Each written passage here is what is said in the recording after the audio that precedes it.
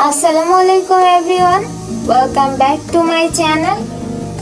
আপনাদের সকলকে শুভেচ্ছা জানিয়ে শুরু করছি আমার চ্যানেলে নতুন আরেকটি ব্লগ। তো চলুন দেখে নেওয়া যাক।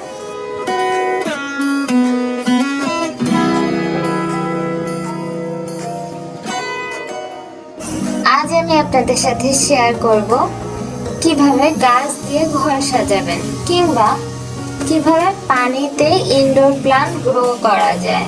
তো আশা করছি ভিডিওটি আপনাদের ভালো লাগবে, আর যদি ভালো লাগে তাহলে আমার চ্যানেলটিকে সাবস্ক্রাইব করবেন এবং সেই সাথে আমার চ্যানেলের অন্যান্য ভিডিওগুলো দেখতে ভুলবেন না। তো আজ আমি ইনডোর প্ল্যান্ট হিসাবে নিয়েছি এই মানি প্ল্যান্টটা। এটাকে আমরা মানি প্ল্যান্ট হিসাবেই চিনি, কিন্তু এর আসল নাম বোথস। তো এটা 3 ধরনের হয়ে থাকে: গোল্ডেন বোথস, গ্রিন বোথস এবং হোয়াইট বোথস। যদিও এর বাংলা নামটা আমাদের কাছে পরিচিত না, কিন্তু একে মানি প্ল্যান্ট হিসাবে আমরা সবাই চিনি। প্রথমে ডালগুলোকে আমি একটু ধুয়ে নিলাম, যেহেতু ঘরেই রাখবো। তারপর এই যে একটা বড় ডাল থেকে অর্ধেকটা অংশ কেটে নেব। তো কাটাটা অবশ্যই মাঝখানে কাটতে হবে, দুই দিকে শিকড়ের জায়গাগুলো রেখে দিতে হবে। এই প্ল্যান্টটার প্রতিটা পাতার গোড়ায় গোড়ায় শিকড় জন্মায়, তবে যদি নাও জন্মায় পানিতে রাখার পর এমনি জন্মে যাবে। এবারে এখান থেকে প্রতিটা পাতা আলাদা আলাদা করে কেটে নিচ্ছি, তবে মাঝখানে কাটছি, দুই দিকে শিকড়ের অংশটা রেখে দিচ্ছি। তারপর শিকড়ের অংশটা রেখে বাড়তি অংশগুলো কেটে দিচ্ছি, তবে কাটার সময় একটু খেয়াল করে কাটতে হবে যাতে শিকড়ের অংশটা না কাটা যায়। এই যে দেখেন, পাতার কাছ থেকে একটা নতুন গাছের মতো বের হচ্ছে। এই গাছটা এরকমই, পাতার গোড়া থেকে শিকড় আর নতুন গাছ জন্মায়। এবারে আমি সবগুলোকে এরকম একখানে করে নিচ্ছি। এই গাছটা গ্রো করার জন্য রোদের দরকার হয় না, আলো বাতাস আসে এরকম জায়গায় রাখলেই এটা ঠিক মতো গ্রো হয়ে যায়। তবে এটা যখন ঘরে রাখি, ছায়ার মধ্যে যখন গ্রো করে নতুন গাছ জন্মায়, গাছের মধ্যে একটু ফ্যাকাশে ভাব চলে আসে। তো মাসে 1-2 দিন গ্যাপ দিয়ে 2-4 ঘন্টার জন্য বাইরে রোদে দেওয়া যেতে পারে, তবে একটানা রোদে দেওয়া যাবে না। এবারে পাতার গোড়াগুলোকে একই জায়গায় করে একটা রাবার দিয়ে হালকা করে একটু আটকিয়ে দিচ্ছি, তবে রাবারটা কখনোই টাইট করে লাগানো যাবে না। যেহেতু এই পাতাগুলোকে আজকে প্রথম কাটলাম, আর আমি একটা কাপের মধ্যে এটাকে গ্রো করব, তো কাপের মুখ যেহেতু বড়, এটা সুন্দরভাবে থাকবে না। তো এই কারণেই রাবারটা দিয়ে আটকিয়ে একটু সুন্দর করে রেখেছি। তবে কয়েকদিন পর যখন এই গাছগুলো থেকে নতুন গাছ জন্মাবে, তো তখন আমি এই রাবারটা খুলে দিব। খোলার সময় অবশ্যই সাবধানে খুলতে হবে, কারণ নতুন গাছগুলো আবার ভেঙে যেতে পারে। দেখানোর সুবিধার জন্য আমি এরকম একটা কাপ নিয়েছি, তবে বোথসের পাতা প্রপাগেশন করার জন্য ছোট মুখওয়ালা পাত্র নিলেই ভালো। তবে খুব ছোট মুখওয়ালা পাত্র নেওয়া যাবে না, কারণ মাঝে মাঝে পানি চেঞ্জ করতে হবে, গোড়া পরিষ্কার করতে হবে। সেক্ষেত্রে আবার বের করতে গেলে নতুন গাছ কিংবা শিকড় ছিঁড়ে যেতে পারে। এবারে আমি গোড়ায় কিছু ছোট পাথর দিয়ে নিলাম, এটা অপশনাল, এটার সাথে গ্রোথের কোনো স্বাদ নেই, জাস্ট সৌন্দর্যের জন্য এটা দিয়েছি।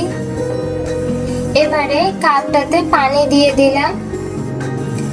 তো হয়ে গেল।